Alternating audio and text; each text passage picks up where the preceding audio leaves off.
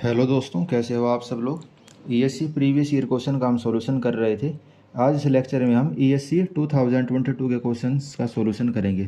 46 number question तक हमने कर लिया था। 47 नंबर क्वेश्चन से इस लेक्चर में देखेंगे।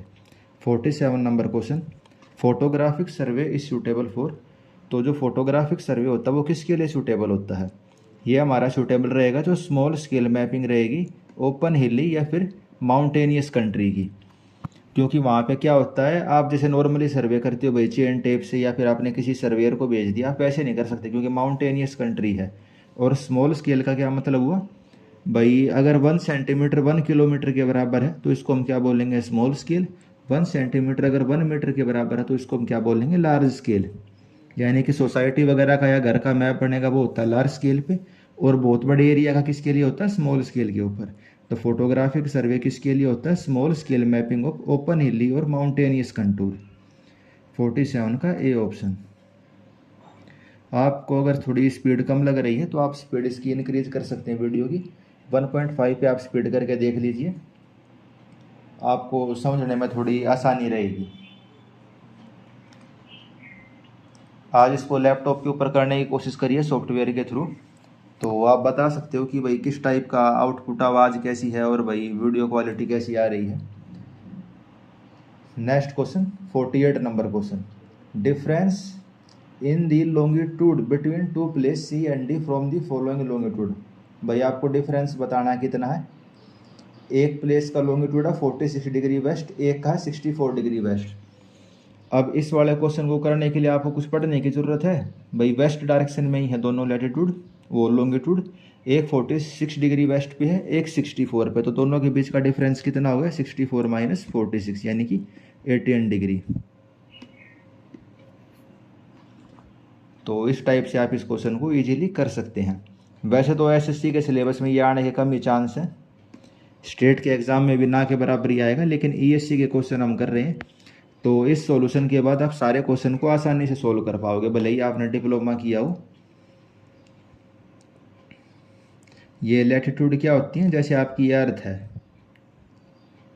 तो डायग्राम तो थोड़ा अच्छा नहीं बना, काफ़ी ख़राब ही बना है।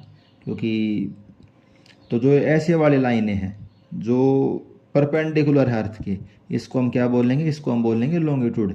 इसी से टाइम डिसाइड होता है। और जो ऐसी लेटिव लाइन है, इन लेटिव लाइन्स को क्या बोलेंगे, इनको बोलेंगे लैटिट्यूड। भाई लेटिव लाइन लैटिट्यूड और जो खड़ी लाइन है वो लॉन्गिट्यूड। नेक्स्ट क्वेश्चन देखते हैं। If the focal length of the lens, flying height and height of the ground above the mean sea level h are known, then the scale of the height, वो scale at the height h is given bye.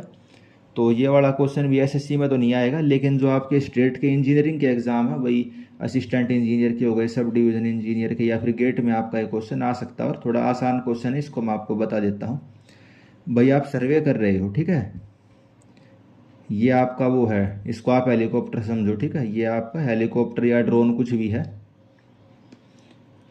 आप कुछ height पे हो और ये आपके नीचे ground है, आप सर्वे करने लग रहे हो।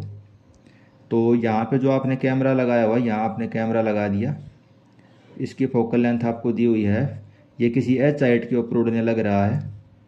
एच हाइट कहाँ से, एच हाइट है इसकी मीन सी लेवल से। एच हाइट इसकी कहाँ से है, मीन सी लेवल से।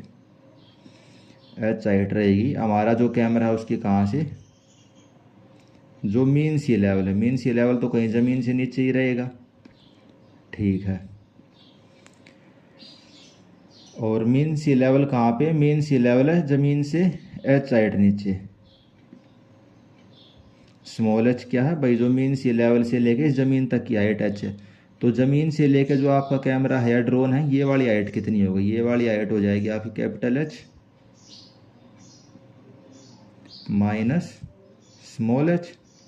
भाई ज़मीन से इतनी हाइट पे उड़ रहा है ना आपका ये ड्रोन, तो आप स्केल इसका क्या लिखोगे, आप इसका स्केल डिफाइन करोगे focal length of the lens divide by ज़मीन से इसकी हाइट कितनी, यानी कि capital H minus H.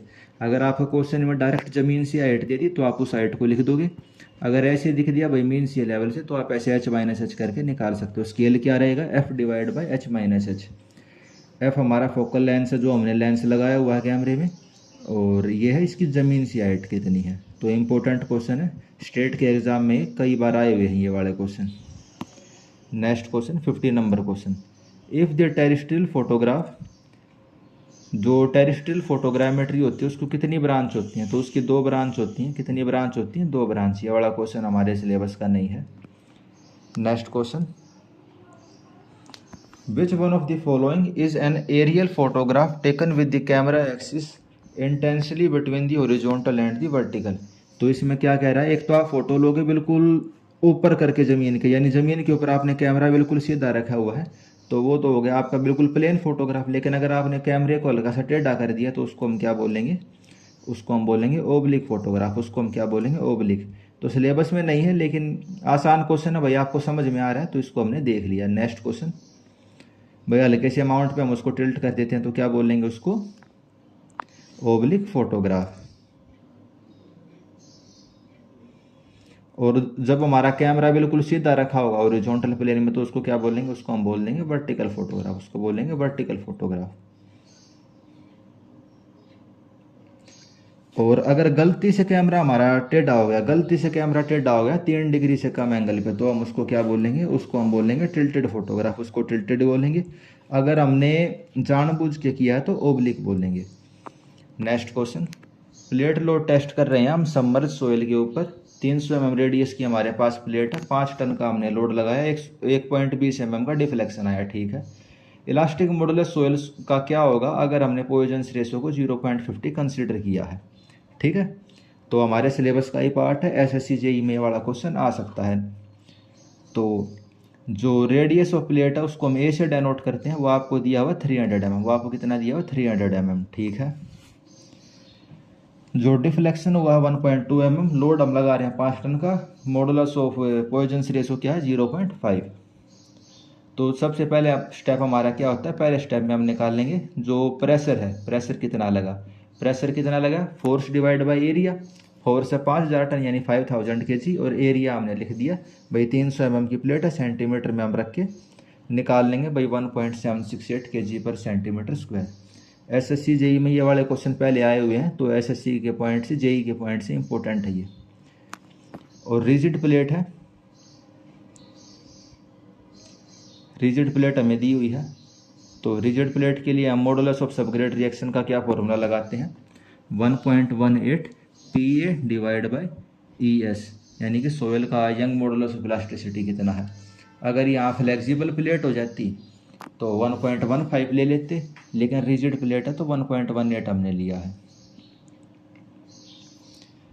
Pressure लिखा हमने, एरिया लिखा, मतलब एरिया कह रहा हूँ उसका डायमीटर लिखा 300 mm divide by modulus of elasticity. ये सब मॉडुलस ऑफ इलास्टिसिटी हमें क्वेश्चन में दे ही रखा था। और सोयल सबग्रेड के लिए F2 की वैल्यू 1 है, इसको रहने देना, इतने डीप में नहीं जाएगा। बस आपसे ये वाला फॉर्मूला आपको पता होना चाहिए, 1.18 PA डिवाइड बाई ES। तो इसके अंदर वैल्यू पुट करी तो आपका आंसर आ जाएगा 52.156 मेगापास्कल।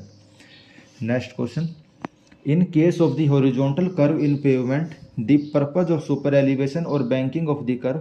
तो हॉरिजॉन्टल कर्व जो होती हैं उसके अंदर हम सुपर एलिवेशन को प्रोवाइड करते हैं। तो क्यों प्रोवाइड करते हैं? जो सेंट्रीफ्यूगल एक्सेलरेशन होता है उसको काउंटरएक्ट करने के लिए। हॉरिजॉन्टल कर्व का क्या मतलब है भाई? ऐसे ज़मीन के ऊपर ऐसे कर्व है तो आपकी गाड़ी की क्या टेंडेंसी होगी? जो गाड़ी है ऐसे इसके ऊपर फोर्स लगेगा इस डायरेक्शन में, इसको आप सेंट्रीपिटल फोर्स बोल दो, सेंट्रीफ्यूगल फोर्स बोल दो। लगभग एक ही चीज़ है, इतनी डीप में नहीं जाता, वो अंदर की तरफ लगेगा, बाहर की तरफ लगेगा, वो सेंट्रीपिटल सेंट्रीफ्यूगल होता है। तो करेक्ट आंसर इसका क्या होगा? Counteract this centripetal acceleration produce vehicle round A corner. इसलिए हम सुपर एलिवेशन, यानी कि जो रोड के किनारे होते हैं, जैसे आउटर वाला एज है उसको इनर वाले एज के कंपैरिजन में हल्का सा उठा के प्रोवाइड कर देते हैं। उसके कंपैरिजन में इसको ऐसे हल्का सा उठा के प्रोवाइड कर देंगे तो इसको हम क्या बोलते हैं? इसको हम सुपर एलिवेशन बोलते हैं। जैसे हमने इसको हल्का सा उठा दिया। Which of the following are the design element in the highway embankment. Highway की जो एम्बैकमेंट होती है उसके अंदर डिज़ाइन एलिमेंट क्या क्या होते हैं? भाई हम डिज़ाइन किस किस चीज़ के लिए करेंगे? एम्बैकमेंट यानी कि भाई 5 मीटर हाइट पे आपने ज़मीन से रोड बना दिया तो उसको हम एम्बैकमेंट बोलते हैं। तो भाई उसकी डिज़ाइन एलिमेंट, उसकी हाइट कितनी होएगी? ठीक बात है। फिल मटेरियल, भाई कितना मटेरियल उसके अंदर लगेगा? तो सेटलमेंट, सेटलमेंट भी कंसिडर करेंगे कि नहीं करेंगे? ये फिल मटेरियल नहीं होना चाहिए, क्योंकि ये डिज़ाइन एलिमेंट की बात कर रहे हैं ना। डिज़ाइन में हम देखेंगे हाइट कितनी होगी भाई, मिट्टी में सेटलमेंट कितनी आ सकती है, फिल तो बाद में भाई एस्टिमेटिंग कॉस्टिंग के टाइम देख लेंगे। आंसर देखते हैं उन्होंने क्या दिया हुआ है। Design element in a highway embankment are, उसकी भाई हाइट कितनी होगी, ठीक है। इन्होंने फिल मटेरियल भी दिया हुआ है, तो इसको भी आप कर लेना याद कि भाई हाइट भी होगी, फिल मटेरियल भी होगा, सेटलमेंट भी, स्टेबिलिटी भी। और एम्बैंकमेंट क्या होती है भाई, ये आपकी ज़मीन है और आपने ऐसे रोड बना दिया, तो ये आपकी एम्बैंकमेंट हो गई। जो ये आपने किसी हाइट के ऊपर जो ये मिट्टी है यहाँ पे, तो ये एम्बैंकमेंट है पूरी की पूरी। तो इसके अंदर हम हाइट भी देखेंगे कितना मटेरियल लगे, फिल मटेरियल। अच्छा ठीक ठीक ठीक, फिल मटेरियल का मतलब हुआ कि भाई कौन सी टाइप की मिट्टी लेंगे हम, सोयल लेंगे, सैंड लेंगे, सिल्ट लेंगे, तो वो कंसिडर करेंगे। सही बात है, सेटलमेंट लेंगे, स्टेबिलिटी लेंगे, और ये सब चीज़ें इसमें कंसिडर करेंगे। क्वांटिटी वाली बात नहीं है ये भाई, कौन से टाइप की मिट्टी लेंगे वो वाली बात है इसके अंदर। Next question, consider the following statement related to the construction of the bituminous pavement.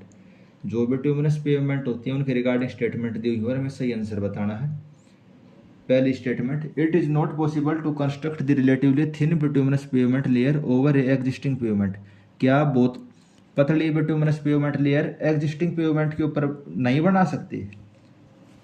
तो क्या ये सही स्टेटमेंट है या गलत है? जी नहीं, ये गलत स्टेटमेंट है। अगर पहले से कोई रोड बन रखा है, मान लो वो टूट फूट जाता है, गड्ढे हो जाते हैं, तो उसको भी तो हम रिपेयर करते हैं। तो एग्जिस्टिंग लेयर के ऊपर हम बिटुमन की नई लेयर लगा सकते हैं, और हम क्या यूज करेंगे, टैग कोट का यूज करते हैं।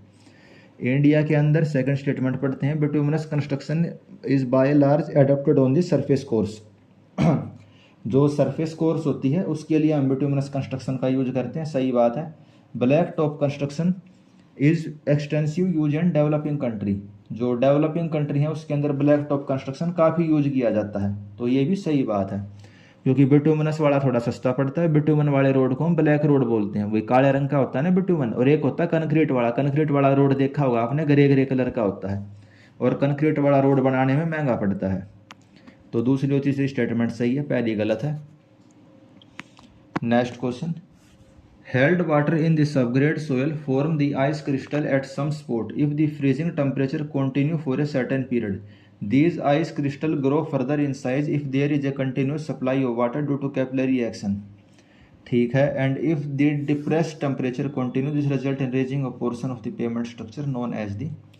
तो इसमें क्या बता रखा है भाई, आपने रोड बनाया, ये आपका रोड है, ये जो नीचे लाल वाली लाइन है इसको आप समझो मिट्टी है, ठीक है। अब इसके अंदर अलग अलग लेयर होती है रोड के अंदर, तो आपको पता है भाई, सब बेस बेस। अब कहीं इसमें क्रैक रह गई, कहाँ, क्या इसमें क्रैक रह गई, ठीक है, यहाँ एक क्रैक है। इस क्रैक के अंदर क्या होगा, पानी इकट्ठा होएगा। पहले इसमें हल्का सा पानी आया, फिर बर्फ़ जम जाएगी, तो बर्फ़ क्या कर दिए, वॉल्यूम इंक्रीज हो जाती है बर्फ़ के, ठीक है। तो इंक्रीज हो गई, धीरे धीरे इसके अंदर पानी ऐड होता रहेगा, वॉल्यूम इंक्रीज होती रहेगी। तो एक टाइम क्या आएगा, जो ये पेवमेंट है यहाँ से ऐसे उठ जाएगी, ऐसे पेवमेंट यहाँ से ऊपर की तरफ उठ जाएगी। तो इस चीज़ को हम क्या कहते हैं, इसको हम कहेंगे फ्रोस्ट हीव। इसको हम कहेंगे फ्रोस्ट हीव, ए ऑप्शन। इसको हम क्या कहेंगे, फ्रोस्ट हीव।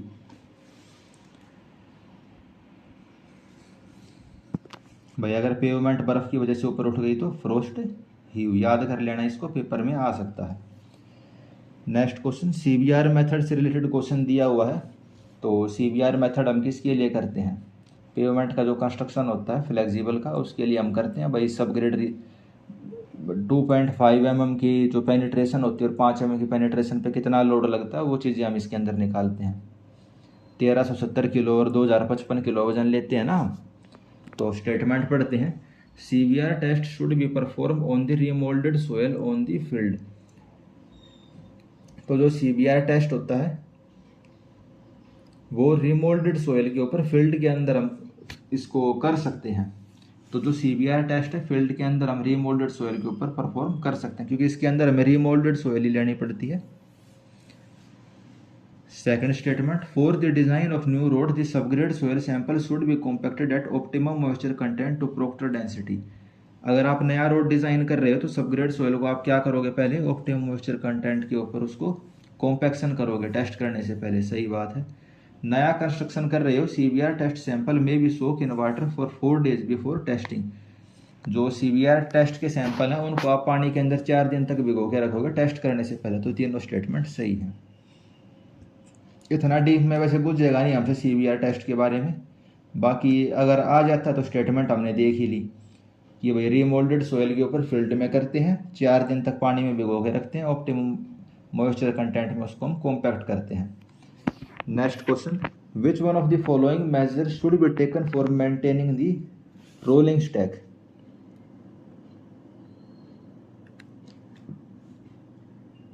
तो जो रोलिंग स्टैक होती है उस वो क्या चीज़ होती है? रोलिंग स्टैक होती है भाई जो रेल की पटरी वगैरह होती हैं तो उनको हम रोलिंग स्टैक बोलते हैं। तो ऑप्शन पढ़ते हैं, रेल की पटरी हो गई या रेलगाड़ी कह लो तो उसको रोलिंग स्टैक बोल देते हैं। Different part of rolling stack need not B clean every day. तो रोलिंग स्टैक के जो अलग अलग पार्ट है उनको रोज क्लीन करने की जरूरत नहीं पड़ती। तो कायदे से देखा जाए तो पहली स्टेटमेंट सही है भाई, रोज रोज कौन साफ करेगा। फिर भी बाकी ऑप्शन देख लेते हैं। Axle completed service life need not be repair, भाई जिसकी सर्विस लाइफ पूरी हो गई उसको रिप्लेस नहीं करना पड़ता, ये तो गलत है भाई। अगर किसी की लाइफ पूरी हो गई तो उसको हम रिप्लेस करेंगे। तीसरी statement, part of rolling stock which got torn out need not be replace, और जो रोलिंग स्टॉक के वे पार्ट जो खराब हो जाते हैं उनको हमें रिप्लेस करना पड़ेगा। इसने क्या लिख रखा है? नॉट बी रिप्लेस, तो ये गलत हो गया। यहाँ भी अगर ये नोट नहीं आता तो ये सही हो जाती। चौथी statement, lubrication of all the reciprocating part and bearing with a suitable lubricant should be done. तो लुब्रिकेशन करेंगे जहाँ भी बियरिंग वगैरह हैं या घूमने वाली चीज़ें शाफ्ट वगैरह, तो सूटेबल लुब्रिकेंट के साथ हम उसकी लुब्रिकेशन करेंगे। तो चौथी स्टेटमेंट हमारी सही है। कायदे से देखा जाए तो पहली स्टेटमेंट भी हम सही कह सकते हैं भाई, रोज़ रोज़ थोड़ी ना उसको साफ़ करोगे आप, लेकिन आइडियल सिचुएशन में कह सकते हैं कि अभी उसको हमें रोज़ साफ़ करना पड़ेगा। तो अगर यहाँ नोट नहीं होता तो पहली स्टेटमेंट भी सही थी। Only D statement is correct.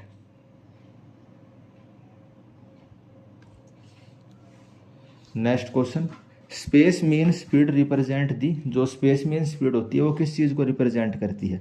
Space का मतलब हो गया डिस्टेंस, स्पेस का क्या मतलब हो गया? डिस्टेंस। तो स्पेस मीन और मीन हो गई एवरेज। तो स्पेस मीन स्पीड क्या है? Average speed of vehicle in a certain road length at any time. भैया आपने रोड के 2 सेक्शन ले लिए, एक ये वाला सेक्शन एक ये वाला सेक्शन। इस जो पर्टिकुलर लेंथ के अंदर भाई व्हीकल की जो एवरेज स्पीड होगी उसको हम क्या बोलते हैं? Space mean speed. एक होती है टाइम मीन स्पीड, वो क्या होती है? वो हम देते हैं किसी एक पर्टिकुलर सेक्शन पर। टाइम मीन स्पीड के अंदर हम एक ही सेक्शन कंसीडर करते हैं और उससे पास होने वाले व्हीकल्स की हम मीन स्पीड को कैलकुलेट करते हैं, और स्पेस मीन में एक पूरा सेक्शन लेंगे। Next question, a vehicle has a wheel base of 6.5 metre. जो व्हील बेस दिया हुआ आपको 6.5 मीटर का, ऑफ ट्रैकिंग बतानी है। तो ऑफ ट्रैकिंग का फॉर्मूला क्या होता है? ऑफ ट्रैकिंग का फॉर्मूला होता है L² divide by 2R।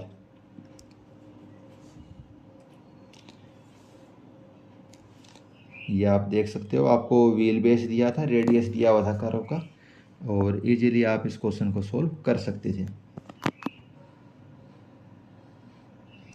Extra widening के अंदर निकालते हैं ना हम, ये ऑफ ट्रैकिंग कितनी होगी।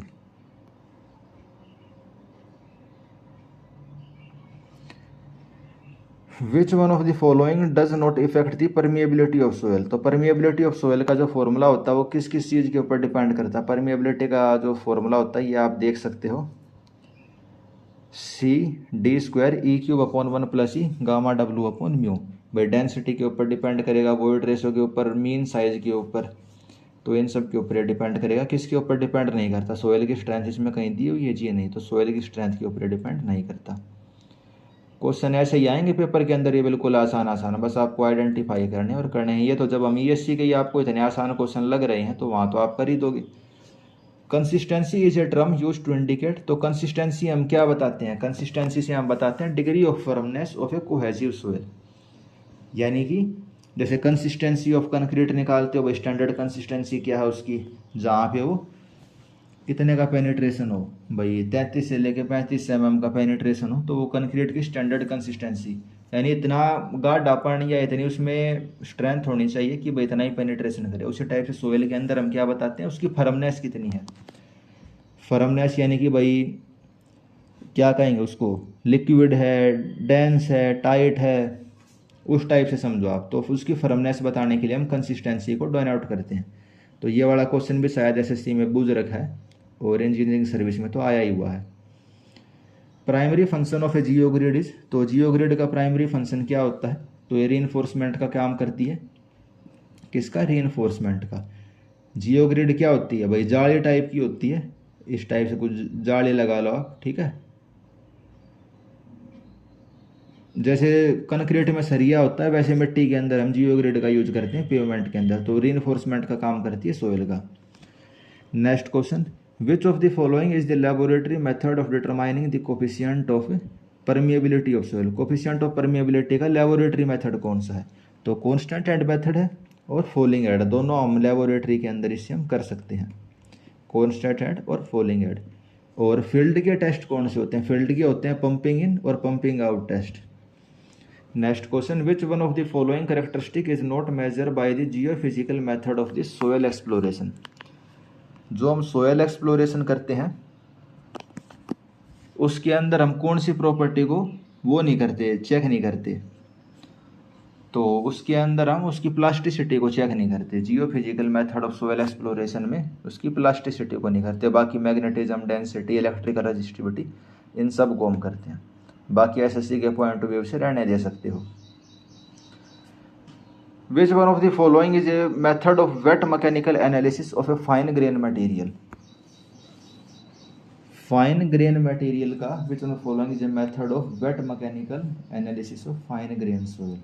ओके, तो जो फाइन ग्रेन मटेरियल होता है यानी क्लियर टाइप की सोइल और ये क्या बोलते हैं इसको, सिल्ट टाइप की सोइल, उसका जो वेट एनालिसिस करना होता है उसका हमारा कौन सा मेथड होता है? तो वो हमारा होता है पार्शियल सेडिमेंटेशन। इसके अंदर कौन से मेथड आ जाते हैं पार्शियल सेडिमेंटेशन में? वेट मेथड का क्या मतलब है भाई? सोइल को हमने गीला कर दिया, सोइल हमारी सैचुरेटेड है या पानी के अंदर डूबी हुई है, पार्शियल सेडिमेंटेशन में वो आ जाता है। वो कौन सा लेते हो आप? एक तो पिपेट मेथड होता है और एक ही हाइड्रोमीटर वाला होता है। पार्शियल सेडिमेंटेशन में कौन से वाले मेथड आ जाते हैं? को हाइड्रोमीटर वाला मेथड लेते हैं ना, हाइड्रोमीटर मेथड।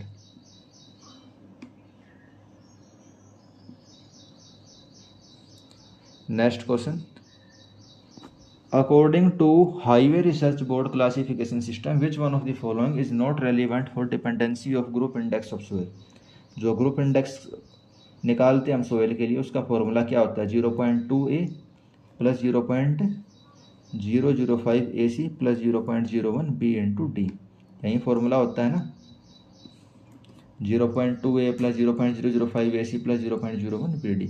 तो फॉर्मूला आपको याद होना चाहिए। आई होप आपको फॉर्मूला याद होगा, इंपॉर्टेंट फॉर्मूला है। इसके अंदर क्या चीज़ नहीं होती, इसमें 75 माइक्रोन से पास होने वाला साइज होता है, लिक्विड लिमिट होती है, प्लास्टिक लिमिट होती है, लेकिन श्रिंकेज लिमिट इसके अंदर नहीं होती, इसमें श्रिंकेज लिमिट नहीं होती। तो डी ऑप्शन हमारा गलत है। Next question, an oven dry soil having a mass of 200 gram is place in a pycnometer which is then completely filled with water. The total mass of the pycnometer with water and soil inside is 1605। Pycnometer filled with water alone has a mass of 1480 gram. What is the specific gravity of soil? तो specific gravity of soil आपको बतानी pycnometer method के हिसाब से।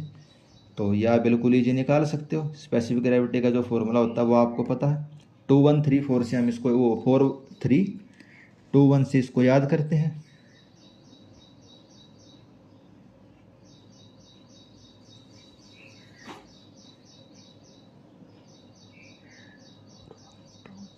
इसको हम ऐसे नहीं, इसको हम ऐसे याद करते हैं शायद, 4 1 2 3 ऐसे याद करते हैं ना इसको। जो स्पेसिफिक ग्रेविटी का भाई W, इसने क्या लिया, W2 minus W1, W4 minus W3 plus W2 minus W1। What is the specific gravity of the soil?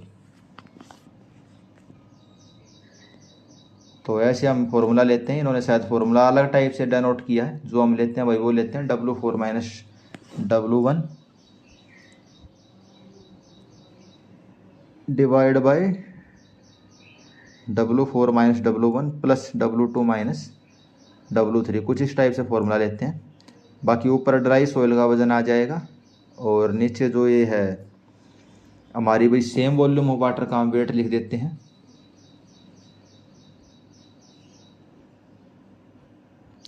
To 200 ग्राम हमारी सोयल थी, ड्राई वेट आपको दे रखा है 200 ग्राम, 200 ग्राम आपको ड्राई वेट दे रखा है, तो सीधा ऊपर आपने लिखना है 200। इस वाले फॉर्मूले को फिर यूज करने की ज़रूरत नहीं है।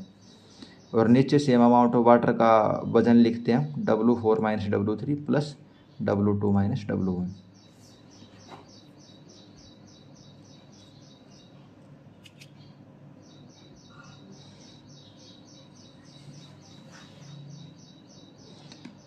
इसको भी रहने दो, एक बार ये फॉर्मूला देख लेना, शायद ऐसे था ये formula.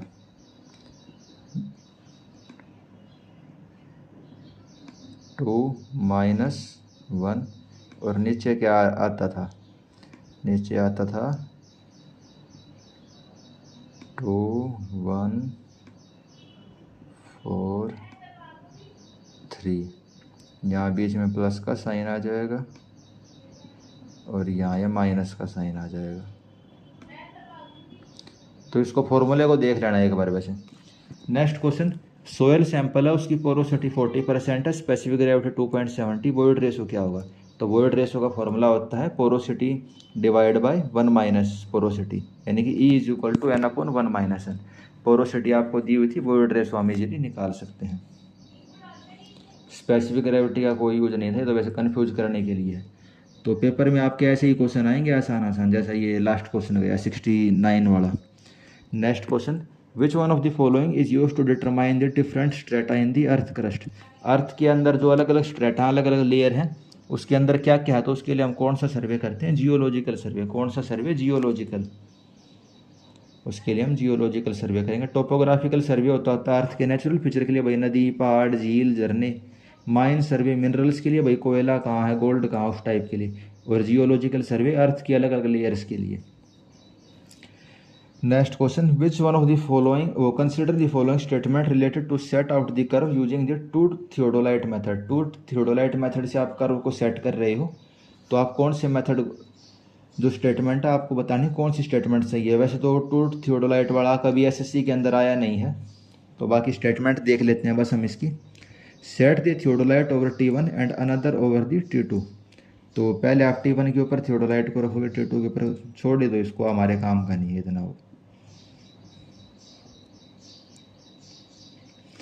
Next question, in setting out location of pier the central point of the pier are located by intersection of sight simultaneously, sight being taken from the. तो आपको पियर की लोकेशन सेट करनी है, भाई पियर कहाँ पे आएगा, ठीक है। Centre point of the pier are located by intersection of sight simultaneously being sighted from the, okay. जैसे ये आपकी ये रिवर है, ठीक है, रिवर दी हुई है, रिवर के अंदर पियर, पियर यानी कि जो ब्रिज के पिलर होते हैं उनको पियर बोलते हैं। आपको ऐसे बताने हैं वे कहाँ पे हैं। और जो इंटरसेक्शन मेथड होता है उसके अंदर हम क्या करते हैं, 2 पॉइंट कंसिडर करते हैं, भाई पॉइंट 1 और पॉइंट 2। भाई नदी के अंदर तो हम जा नहीं सकते, तो एक बेस लाइन हम इधर ले लेते हैं और एक बेस लाइन हम इधर ले लेंगे। तो आपको साइमल्टेनियसली इनको देखना पड़ेगा कहाँ से, end of the base line, जो आपकी ये बेस लाइन है, इस बेस लाइन के इस वाले पॉइंट से, इस वाले पॉइंट से आप इन दोनों पॉइंट को देखोगे और दोनों साइड से देखोगे। तो एसएससी में आने के तो चांस नहीं है ये, बस इंटरसेक्शन मेथड भाई सिंपली इनएसेसिबल पॉइंट के लिए हम करते हैं, इतना पढ़ लेना वो सफिशिएंट है। और इंटरसेक्शन वाले को ग्राफिकल ट्रायंगुलेशन भी बोल देते हैं। तो एसएससी में तो इतना ही आएगा बेसिक, इस लेवल का नहीं आएगा। Which one of the following tape is generally use for work of the higher precision? Higher precision का अगर आपको काम चाहिए तो हम कौन सी टेप का यूज करेंगे? इनवार टेप, निकल और उसकी बनी होती है ये स्टील की। Next question, vertical circle which is at right angle to the meridian is also known as. तो जो वर्टिकल सर्कल होता है मेरिडियन के राइट एंगल पे, तो उसको हम क्या बोलेंगे? उसको हम प्राइम वर्टिकल बोलेंगे। उसको हम क्या बोलेंगे? Prime vertical. वर्टिकल सर्कल जो मेरिडियन, मेरिडियन यानी कि जो हमने रेफरेंस डायरेक्शन ली हुई है उसके राइट एंगल पे, तो वो हमारा क्या होगा? Prime vertical. तो ये भी हमारा पार्ट नहीं है एसएससी का, क्योंकि एस्ट्रोनॉमिकल सर्वे आ गई है। Next question, which one of the following is staff reading taken on a point whose elevation is to be determine. जिस पॉइंट का हमें एलिवेशन निकालना है तो उसके ऊपर हम क्या लेते हैं, उसके ऊपर हम फोर साइड लेते हैं। और बेंच मार्क के ऊपर क्या लेंगे, बेंच मार्क के ऊपर हम लेंगे back sight. Value of Poisson's ratio for brass material, जो ब्रास होता है उसके लिए पॉइजनस रेशो क्या रहेगा, तो स्टील के आसपास ये देखेंगे आंसर, स्टील का किसके आसपास होता है 0.3 के, 0.25 से 3 के, तो ब्रास का भी उसके आसपास ही होगा तो 0.34। अब सभी काम याद तो नहीं कर सकते, बस ऐसे अंदाज़ा लगाना पड़ेगा। कंक्रीट का किसके आसपास होता है भाई 0.1 से लेके 0.2। तो अगर आपसे किसी पत्थर वगैरह जैसे मटेरियल का बूझ रखा होगा तो 0.1 से 0.2 के बीच वाला आंसर ले लेना। और स्टील से मिलते जुलते का आंसर बूझ रखा हो तो स्टील के आसपास वाला आंसर यानी कि 0.3 के आसपास वाला सिलेक्ट कर लेना। बाकी अभी तो हमने देख लिया ब्रास के लिए 0.34। Next question, a hole is to be punch through a steel plate of 8 mm thickness, what is the least diameter of hole which can be punch if steel punch can be work to a compressive stress of 800 newton per mm square. भैया आप कितनी force लगा सकते हो आप ज़्यादा से ज़्यादा ये स्ट्रेस लगा सकते हो 800 न्यूटन पर mm स्क्वायर की। और अल्टीमेट शियर स्ट्रेंथ कितनी है, अल्टीमेट शियर स्ट्रेंथ है 300 न्यूटन पर mm स्क्वायर जो हमारी स्टील है उसकी। और 8 mm थिक हमारी प्लेट है, आपको प्लेट दी हुई है कोई, उसके अंदर आपको होल करना है, इस प्लेट के अंदर आपको ये होल करना है, ठीक है। 8 mm इस प्लेट की थिकनेस है, जो आप इंस्ट्रूमेंट यूज कर रहे हो वो 800 न्यूटन की फोर्स लगा सकता है। और प्लेट की स्ट्रेंथ कितनी, 300 न्यूटन पर mm स्क्वायर। तो इसके अंदर हम क्या करेंगे, जो ये होल है इस होल का करोड़ ये एरिया कंसीडर करना पड़ेगा हमें, क्योंकि हम तो यहीं पे फोर्स लगाएंगे, ठीक है। हम ये 800 की फोर्स कहाँ पे लगाएंगे, हम ये 800 वाली फोर्स इसके इस वाले एरिया पे लगाएंगे जो मैंने ब्लैक कलर यानी प्लेट के ऊपर लगाएंगे। और प्लेट के शीयर स्ट्रेंथ है 300 और प्लेट इसको कहाँ से रजिस्ट करेगी, जो इसका कर्व्ड सरफेस एरिया है यहाँ से प्लेट इसको रजिस्ट करेगी। तो कम से कम कितने डाया का होल हम इसके अंदर कर सकते हैं,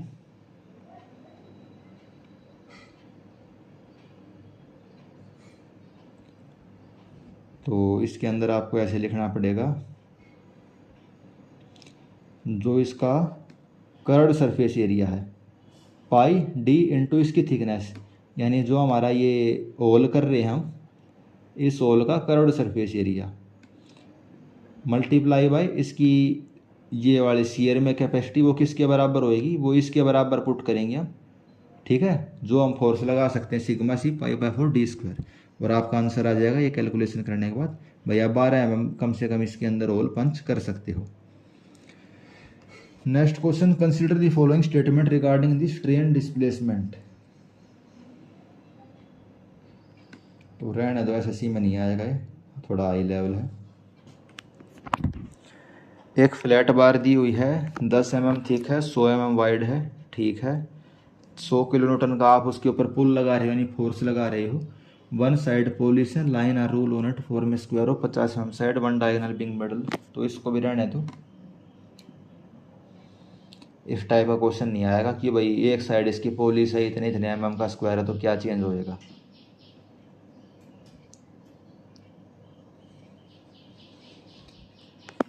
नेक्स्ट क्वेश्चन, ये भी अपने सिलेबस में नहीं है लेकिन इसमें क्या बताया हुआ है भाई, आपने स्ट्रेन टेंसाइल टेस्ट कर रहे हो स्टील के ऊपर, 5 मिनट तक आपने उसको खींचा और उसके अंदर स्ट्रेन कितना आया 0.30, तो एवरेज स्ट्रेन रेट कितना है, तो भाई टोटल कितना आया 0.30 आया, कितने टाइम था 5 मिनट, सेकंड में कन्वर्ट कर यानी 300 सेकंड, डिवाइड करके आपने आंसर निकाल दिया। वैसे सिलेबस का पार्ट ये भी नहीं है। Maximum principal strain theory of elastic failure is also known as, maximum principal strain theory को हम किस नाम से जानते हैं, तो उसको हम जानेंगे सेंट विनेंट थ्योरी से। इस टाइप के क्वेश्चन हमारे प्रीवियस ईयर में आए हुए हैं, हमसे बस नाम पूछेगा, हमसे बस क्या पूछेगा, नाम पूछेगा। Maximum principal strain, maximum principal strain किस में, सेंट विनेंट थ्योरी में। Which one of the following is the limitation of the maximum strain energy theory. तो इतने डीप में नहीं जाएगा हमसे, बस अपने को नाम पता होना चाहिए। मैक्सिमम स्ट्रेन थ्योरी किसकी है, सेंट विनेंट की है।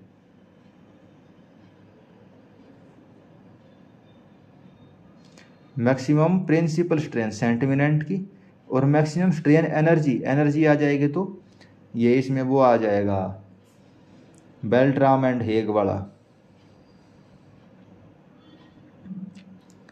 ये भी हमारे सिलेबस का नहीं है।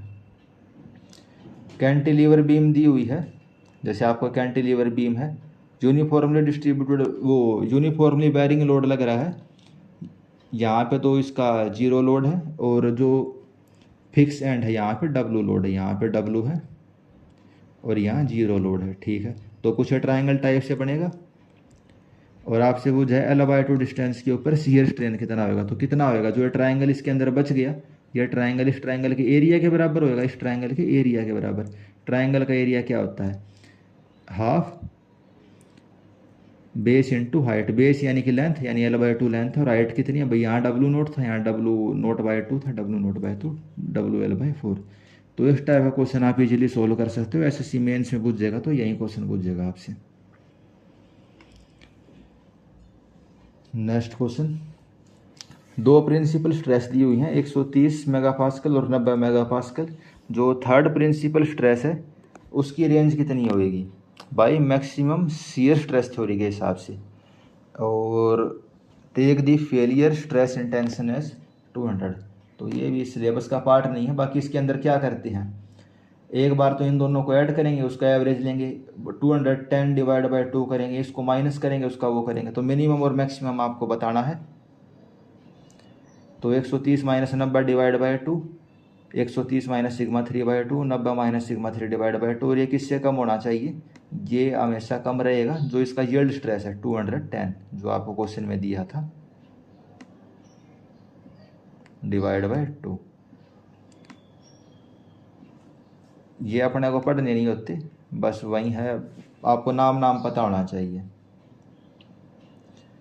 तो ठीक है दोस्तों, आज इस लेक्चर में इतना ही करते हैं, और जो हमारा बचा हुआ पार्ट है इस वाले का वो अगली बार करेंगे। बाकी आज लैपटॉप से वीडियो बनाने की कोशिश करी थी, मेरे को लग नहीं रहा कि वही काफ़ी अच्छे से वीडियो बनी होगी, लेकिन फिर भी चलो आज ट्राई किया था, कोई बात नहीं, अगले लेक्चर से वापस फ़ोन से ही कंटिन्यू करेंगे। तो ठीक है दोस्तों, आज इस लेक्चर में इतना ही, और जो इसकी PDF है वो मैंने टेलीग्राम चैनल पर डाल दी है, उसको जो नीचे लिंक दे रखा है उसको क्लिक करके आप ज्वाइन कर सकते हो। तो ठीक है दोस्तों, ऐसे ही आप पढ़ते रहिए, और सबसे इम्पोर्टेंट क्या है वो आपको पता है, सबसे इम्पोर्टेंट आपकी रिवीजन है, रिवीजन करते रहना, उससे ज़्यादा इम्पोर्टेंट कुछ भी नहीं है। ठीक है फ्रेंड्स, थैंक यू।